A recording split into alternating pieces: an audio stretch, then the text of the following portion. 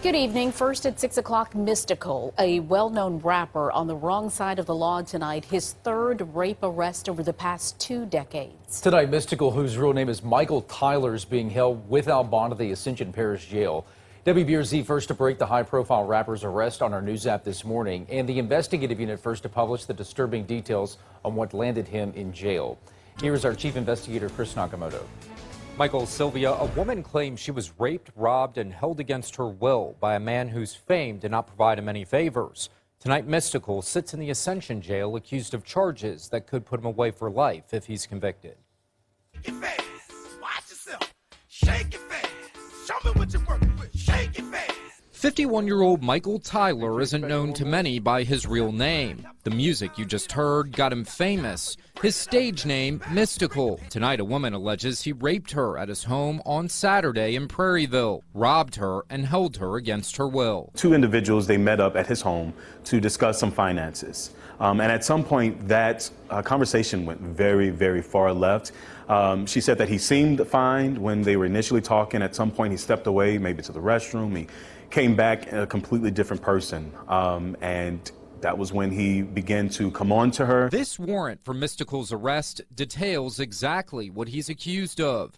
The woman had cuts, bruises on her arms, leg, face, mouth, and neck and hair yanked from her scalp.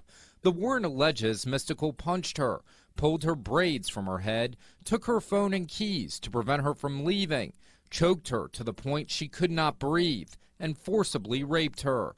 The victim alleges Mystikal verbally berated her, spit in her face, and threw rubbing alcohol on her, claiming that she had bad spirits on her, that it would help cleanse. No one came to the door at his home on Retreat Lane in Prairieville, but neighbors on this quiet street told me he was always cordial and waved. But he also kept to himself and was a recluse. In 2014, we caught up with him on a ride-along with deputies as they checked on convicted sex offenders, which he is. How you doing? Good. Oh, Lord.